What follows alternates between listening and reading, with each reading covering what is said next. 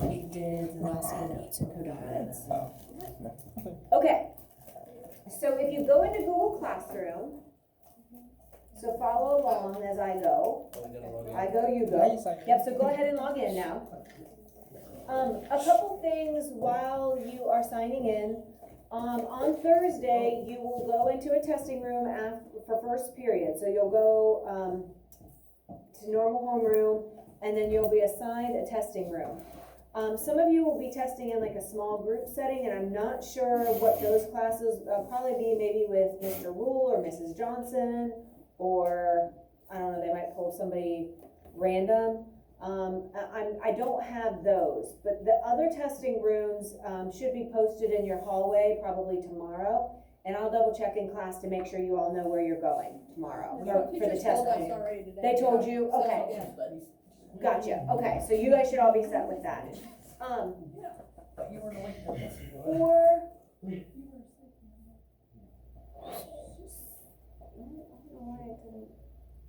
post. Landon. Oh, I've been missing Landon's got pies on.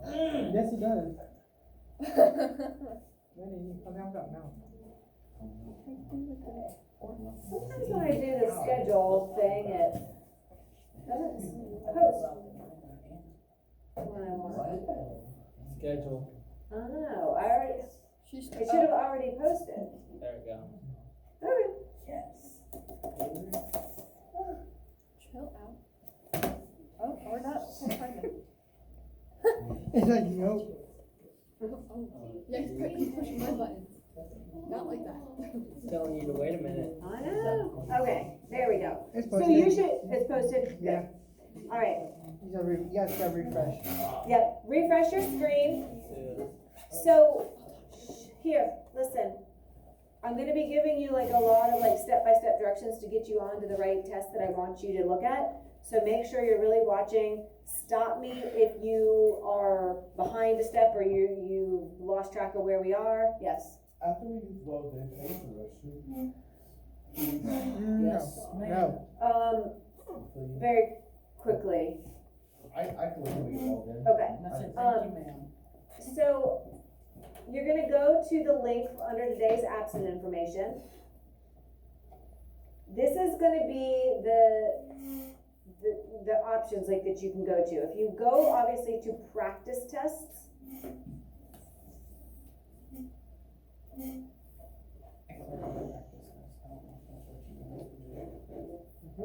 now, don't get click happy and like do a bunch of different things, just do what I'm doing.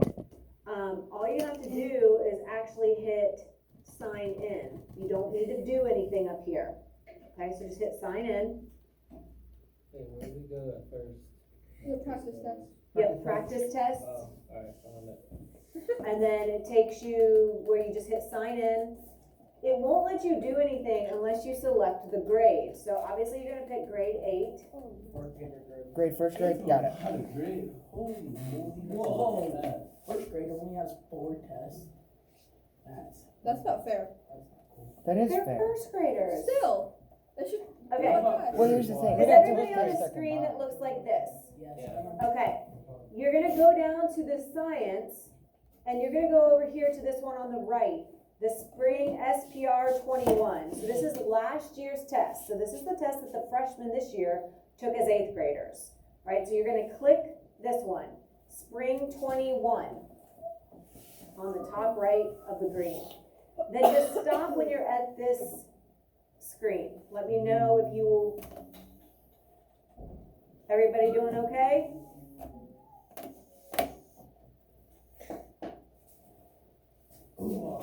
Eli, you wanna scoot up here with Aubrey today? And that way you guys can make sure it kinda helps sometimes if you're off by yourself over there. You can just bring your Chromebook. Is there anybody not on this screen? Okay, so these are just some of the general testing tools, which you guys probably have used, you probably know. If you want, you can come back and play around with them. Don't try to use something if you haven't practiced with it though, because then if you get yourself like distracted and like off track when you're actually doing the test, like that's not a good thing, right? But if you want, you can come back and you can play around with all of these things. Same thing, you know, with the reading tools, visual tools. I'll show you a few of them. But if you just want to hit select, and then there is a text to speech sound check. We're gonna actually skip that for now. Skip the TTS, text to speech. But there is an option where you can have the questions read to you. And so, you know, you can play around with that. You'll actually have to do this check on the actual testing day, but just to save time, we're gonna skip it today. They'll walk you through that in your testing room. So hit skip TTS, and then hit begin test now. Ooh, hard to see all the questions. Okay, so just stop. Does anybody not have this on their screen? Okay, Brayden, I'm gonna let you go super quick. Brayden, we're gonna be timing you. I'm gonna give you 5 minutes, Brayden. Let's say less That's than not that. James. We'll give him 3. I'll give him 1 minute. Go out that door and be quick. Yep. Okay, so what we're gonna do, I do not want you guys like just clicking and going through. I want to go through and use this kind of as a review for some of our older topics. Not that this question's an older question, but some of them will be. I want to be able to show you a few things. Most of the multiple choice are pretty simple. You're going to be answering a question. Some of them you'll look at a diagram. Make sure you always look at the titles for things. So it says the continents of South America and Africa were once joined in the landmass Pangaea. Location R is the east coast of South America, and there's 4 locations that you see in Africa. 1, 2, 3, and 4. So here's the question. Which location on the continent of Africa would have once corresponded to location R on South America before the landmass Pangaea broke apart? So basically it wants to know, when they were together, which one best matches up with that. So once you think you have an answer, go ahead and just click it. And then just stay there, don't move on to the next question or anything. So choose an answer.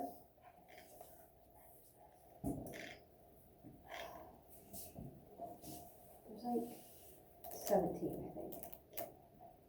Oh, easy. 10% easy. All right.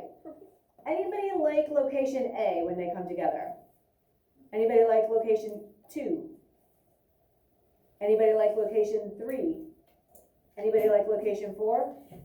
Okay, 2 and 3 are definitely going to be your best options.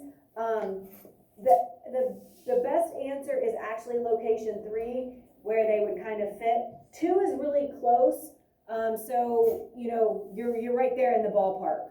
Yes. Wait, so how is this like 17 questions, but like our test is like 15? So they don't release all of the questions; they just release samples. Yeah, Yeah. they don't want you knowing everything. Exactly. Jeez. That's stupid. Yeah, so location 3, if it came together, those 2 would most closely line up. Okay, so we will pick 3. If you look up here, you have the next bar, or the next arrow. Here you have your progress bar, so we're 6% done. I'll show you, there's some other things over here that I'll show you here in a minute too. So number 2, and then notice how up here, you also see some more options. You see mark for review, you see the speak option, speak question. So the options would be like A, location 1, B, location 2. The strike through is something that's kind of helpful. So like if you want to eliminate an answer, you can't obviously mark on your screen. So you can hit the strike through. So like if I say, ooh, I do not like answer 1 or 4, and you strike through those, okay? If you want to undo it, you just go back and click them again. All right, but and again, don't play around too much with that stuff right now. You know, maybe in homeroom or study hall. What? You know, you might go back and like play around and see. So it says a stream flows from high to low elevation into a lake. The stream profile is shown below. It doesn't really matter if you understand what the word profile means. You see a stream flowing downhill into a lake, okay? So it says, in which location does the greatest amount of deposition occur? So in your mind, you're thinking of where is something gonna get deposited or dropped, okay? So take a look at that and choose your answer. That was like 5 minutes. Over 5 It was actually 3 minutes and 22 seconds. Stop. Leave him Exactly. alone. I agree. Leave him alone. Mind your own business. James, next time when you Okay, what do you guys think? Yeah. Who likes 1, 2, No. 3, 4? Oh my gosh, you guys are so good. Ching, ching, ching. Okay. So deposition is always gonna happen at the lowest elevation or at the bottom, right? Or we know if like the current changes, if it goes from fast to slow, it's gonna drop it. Think of my bottle with that sediment floating in it, right? When the speed changes, it drops it. So we're gonna go to next. Okay, so students construct a simple model showing the role convection currents play in transferring energy from within the layers of Earth's interior. The diagram shows the student's model. So I always want to check to see that I understand what I'm even looking at. So look up here for a second, and then you can look back at your screen to choose some answers. So my heat source, I see water, I see the convection currents here in the water, and then I see this cork floating at the top of the water. All right, so here's what happens. It says select the boxes to identify which earth layers each part of the model represents. It doesn't tell you how many things you're clicking. It doesn't tell you, like, limit you. So you know, pick what you think. So I would approach this either like, okay, I'm thinking of going from inside the earth, working my way out, or I'm gonna work from the outside, like the crust, working my way in. Like, that's how I would approach it. And then I would just see which kind of matches that. So take a second and see what you think. I'm not gonna give you a ton of time, because I wanna get through as much as possible, but.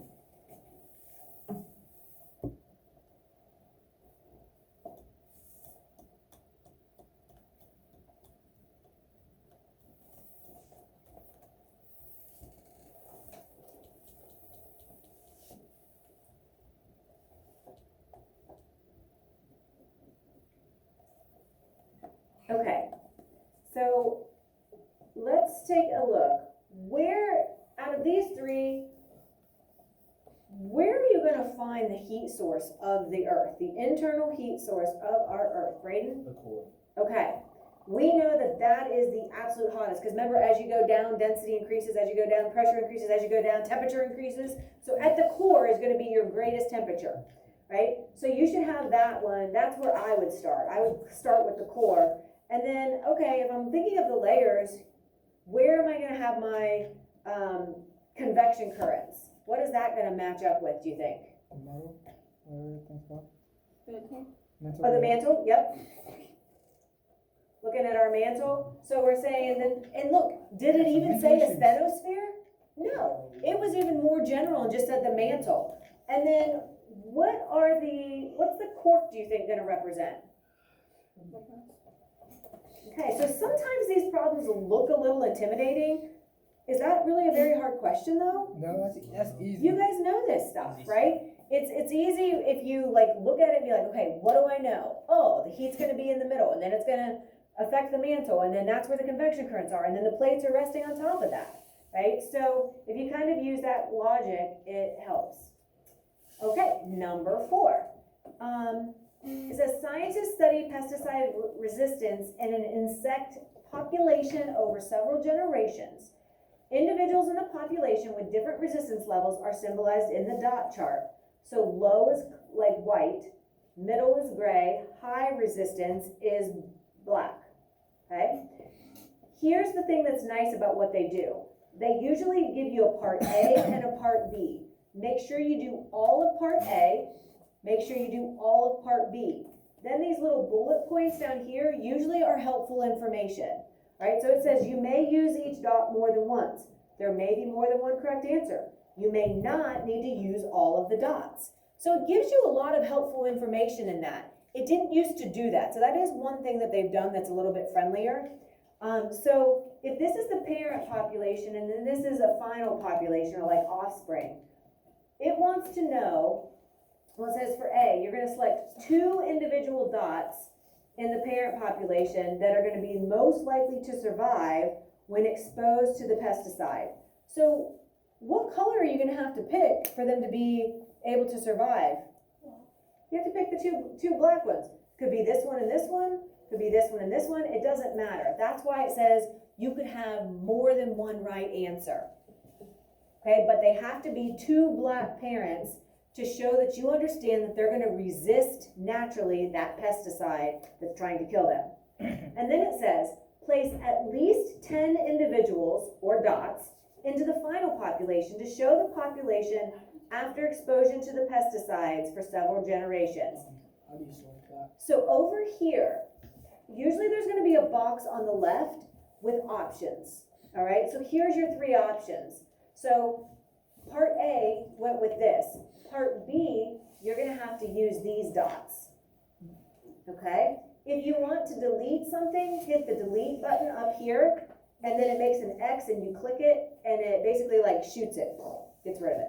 If you wanna go back to pointing, go to this arrow, or like point right here, and it'll go back to your normal mouse. Okay, so how many dots are you gonna have in box B? At least 10. At least 10. If you have 9, you're gonna get it wrong. You have to have at least 10. Now, what color are the dots gonna need to be in that box? Black. 10 black ones will get you 100% points. If you have, if you had 10 dots, 10 black ones and 1 white one, you'd still get your full points, right? There's multiple answers that are correct, but you have to have at least 10 black dots to show that and no more. Like you can't have, 10 of the gray and 10 of the white also. You have to have 10 be the majority and you'll get the full points. Yes. How do you select on question A? How do you select? You just touch them I tried, but it won't let me touch that other black one. because it only wants you to pick 2. It Won't let me touch it. Do you have 2 picked? Are you on delete maybe? I don't have it into our reader, I have a process. OMG. Which is Right. right, so limit. Oh, You have to pick over here. Limit from a rodeo. oh, then how'd you? Okay, okay. It's raining. So look, No, I hey, thought it was. listen, James had a question. He has his 2 chosen here, but he said you want to know how I got this one down here? You got those. It's You just didn't get the two letter that A. You have chosen. I had to do that. I touched them just like you did. But I couldn't touch that one. I promise you. Well, you've got 2 selected, so you're fine. Okay, let's not worry about that. But did you guys all try to drag some from the side? Because you're gonna get, you could drag any of them, but you have to have 10 of the black ones as your majority. Ow. Okay? 4, Anybody have any questions on that one? 5, 6, 7. Okay, let's go to number 5. Stay with me. Wake up. Landon. Kyle, you with me? Landon, Raining, come get up, boy. wake up. Take your hood off, please. Thank you. Okay, so let's take a look. When I looked at this, I was like, ooh, this is an ugly one. It actually was pretty easy once you look at it. So don't panic just because it looks intimidating. So it says 2 pairs of particles are held in place at different distances as shown. So typically, the information is gonna be here, and then where your work is gonna be here, and then it'll have A and B, and that'll be your questions or your tasks. And then again, if there's any extra information, it'll give it as a bullet. So this is gonna be kind of like your question, this is kind of your answer area, yes. Can you wait a second? Cause my computer just shut off for some reason. Okay, It's not dead or anything. It's just sometimes they just restart random. it just Yeah. turned black. Okay, yeah, go back into Google Classroom, and if you have questions where you're at, just, we can get you back there. Okay, so pair 1 is a positive and a negative with this length of distance. Pair 2 is a positive and a positive with basically 2 times the distance. Because if D is 5, that'd be 2 of the 5s, you know what I mean? So we're just saying this looks like double, right? And that's all that's trying to show. All right, so it says click on the direction each particle would move if the particles were released. That's our first task. And then the second task is click on the graph to show the relative magnitude of the electric forces exerted on the particles in each pair. Click on a point where the top of each bar should be. So to make the bar, you just click on the line. If you want to shorten it, you click back on the line. Let me do that one. Okay, so we'll get to that part in a second. But let's say, look up here. So it says direction of force on each particle. You have an arrow, and you just decide which direction the forces are going to be. So you ask yourself, we know that opposites attract, likes repel. So how are you going to show attracting with these two? Well, that one and that one. Agreed?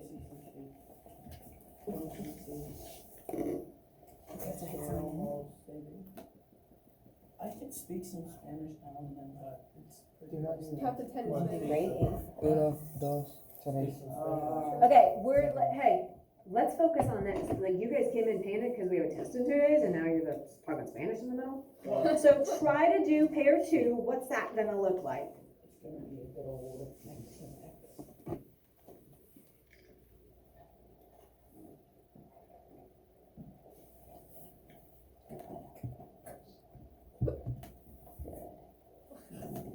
And you can just skip to question number 5. Okay. Okay? All right, thanks for letting me know that it cut you off.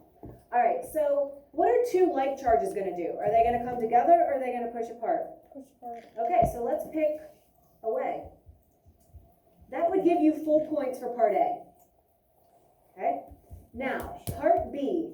Click on the graph to show the relative magnitude of the forces. Okay, so how strong is this attraction? Right? Not very strong. Okay? Remember the fart funk? Yeah. So the closer the particles, the more intense they're gonna feel the attraction or the repulsion, right? So this is showing that these are really close. So is that gonna be a really strong attraction? Yeah. So we wanna make sure we show that it's a big force, right? What about them being farther apart? As distance increases, what happens? It increases, Decreases. decreases. Decreases. Think of the fart funk, right? I As you get closer to the source, it becomes more intense. As you get away from that source, it lessens. The force fields for electrical, magnetic, and gravitational are the same way. So here's a couple options. As long as you show that pair 1 is bigger, you're fine. If you did it like this, you're fine. You did it like this, you're fine. You just have to show that pair 1 has more attraction than pair 2 has repulsion. And it's because of distance. Okay? So really, this looked like a really complicated question. All I wanted to know is opposites attract, likes repel, and that the closer the distance, the more the force. Okay? All right, let's look at C. Or C, 6. Whew, it's been a long day, sorry. So a student continuously pushes a sled. The sled moves to the right across a flat surface at a constant speed. Then a gust of wind slows the sled down. So we have friction, gravity, a push, and we have wind. All right? So you are going to identify which direction those forces are working. So go back to the problem, the description, and then just mark. Okay, so friction, I might wait. I would probably start with the push, right? Which direction is that happening, right? And so that's going to the right. What do we know always works against our motion? Gravity. No, friction. Friction. So if our motion's to the right, friction has to be to the left. Wind is also another friction, right? So if we're moving right, which direction does that wind have to be going? That way? Good, it has to be going to the left. And then which direction does gravity always push? Down. That's why I'm like. What about So in, again, is this question that difficult? No. No, man. No, right? Sometimes it just looks a little intimidating. What if they might word it different? They try to word it tricky. No doubt. They try to trick us, They- but it doesn't work. 100% because We're you're smart. too smart. Too I smart. ain't smart. I'm pretty stupid. Okay, let's go to 7. I ain't that smart. The map Look at shows my the grades. location of some volcanoes on Earth. All right, so here's my key. Here's some active volcanoes. Everywhere where you see these red triangles. Which feature on Earth's crust is the same location as most of these volcanoes? So your choices are mantle, hotspots, ocean currents, or tectonic plate boundaries. What's going to be your best answer? This is more. What do you think, Gilbert? What do you like? G, You said D, B. B?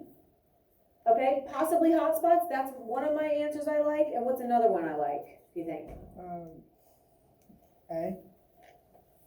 There's going to be mantle D. everywhere. I like D. Right, so B and D are both pretty good answers because you're talking about volcanoes. Well, you know that there's going to be that hot magma being able to come up to the surface.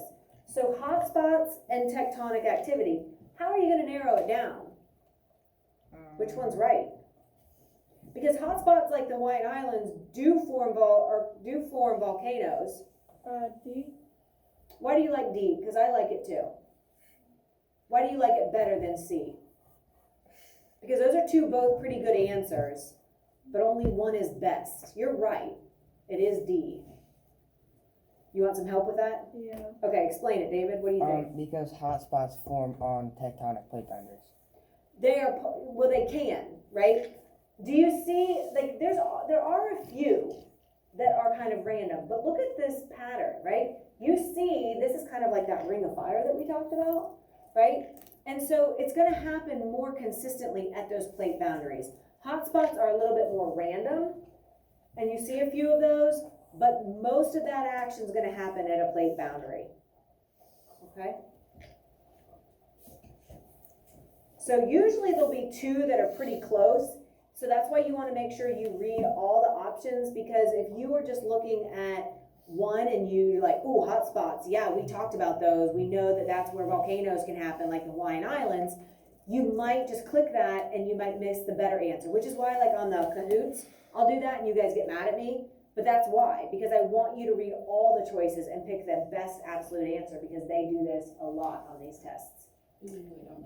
Okay, so here we go. Number 8.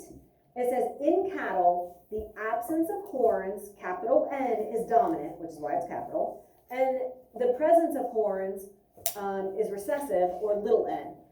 All right? When you guys have your paper that you'll have in front of you, you'll have blank paper or notebook paper, I would write this down. I would put, get my pen, on my paper to make sure, because where did they come up with the letter N? Why didn't they just use horn, right? But they didn't. Difficult. And that's one way that they try to make it tricky, like Brandon was saying. I would put capital H means no, I put capital H, it's N. Jeez Louise. I want it to be H.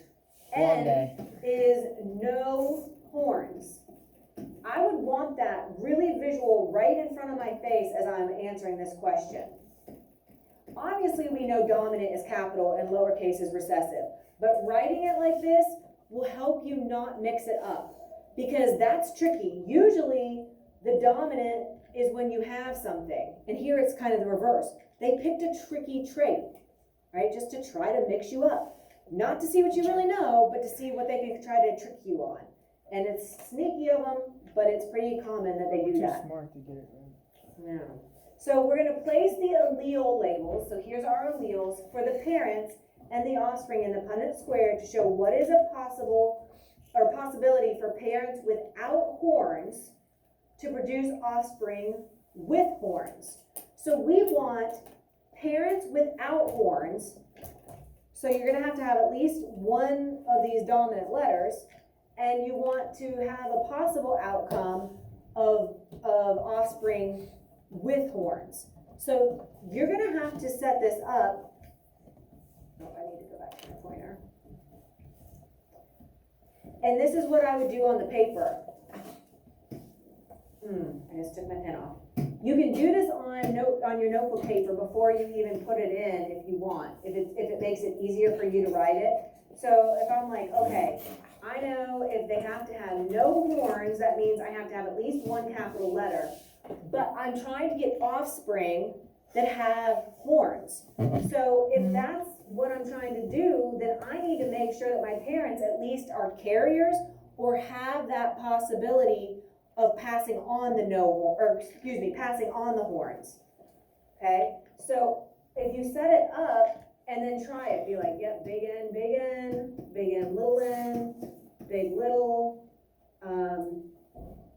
little, little. Well, little would mean horns, which is what the problem asks you to do. Once you have it set up, I would reread it and make sure that your parents, that you're doing what it's asking you to do. And then double check to make sure you've crossed things right. And then check, did I have any offspring that could be horns? And yes, we do, if we set it up like this. If we set it up like this, if I did a parent like this, do I have any option of ending up with horned offspring? No. No, right? So I need to get rid of one of those, right? That's no good. Sometimes the delete is weird. There it goes. Now I'm gonna go back to my pointer, and so I'm like, okay, well, what about this? Well, if I do that, I get big N, big N, big N, little n, big N, big N, big N, little n. They're either all homozygous, dominant, or heterozygous. That's still not gonna give me any of the horned or the homozygous recessive. So the only options you have are to make this two heterozygous parents crossing. That makes sense? And all you have to do is just try different crosses. If you can't see the results, you have lots of paper. Set up Punnett squares until you get at least one that will show no horn. That will show horns.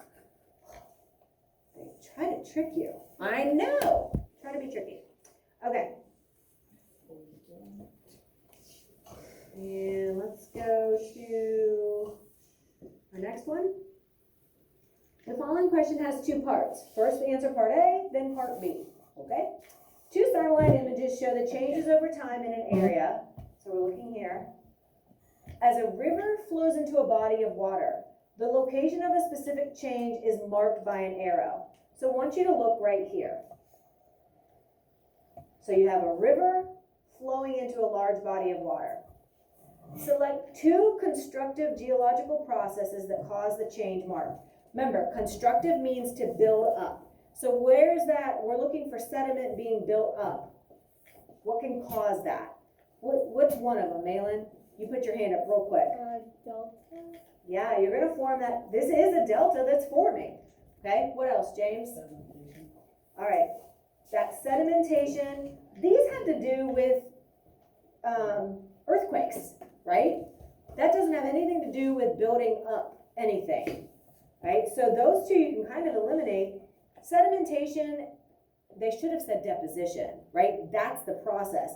But that sediment building up and then eventually getting deposited. I guess the sediments have to build up in the river before it can get dropped in the delta, or to form the delta. They wanted to confuse us. Pretty much, yes. I'm sorry. Oh, okay. All right, so let's take a look at part B.